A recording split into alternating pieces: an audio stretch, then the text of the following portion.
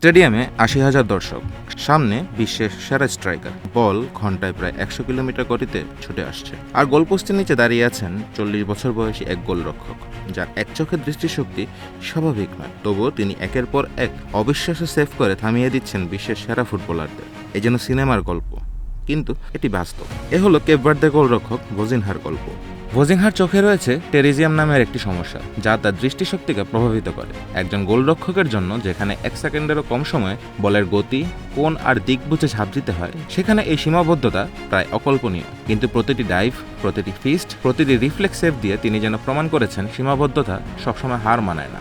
এই বিশ্বকাপে Cape Verde ছিল আন্ডারডগ, কিন্তু ভোজিনা ছিলেন তাদের দেয়াল। স্পেনের বিপক্ষে একের পর এক উড়ে গিয়ে সেভ, আর্জেন্টিনার বিপক্ষে মেসির ফ্রি কিক ঠেকিয়ে দেওয়া, বক্সের ভিতরে অবিশ্বাস্য রিফ্লেক্স, প্রতিটি মুহূর্তই যেন সিনেমার স্লো মোশন দৃশ্য। টুর্নামেন্ট জুড়ে তার গ্লাস থেকে বেঁচে গিয়েছে অসংখ্য নিশ্চিত গোল। আরও অবিশ্বাস্য বিষয় হলো, পেশাদার ফুটবলে তার যাত্রাই শুরু হয়েছিল ২৫ বছর বয়সে। যখন অনেক খেলোয়াড় নিজেদের কেরিয়ার গড়ে ফেলেন, তখন তিনি শুরু করেছিলেন স্বপ্নের পিছনে দৌড়। আজ ২ দশক পর কেপ ভার্দের প্রথম বিশ্বকাপ অভিযানে তিনি সবচেয়ে বড় নায়ক।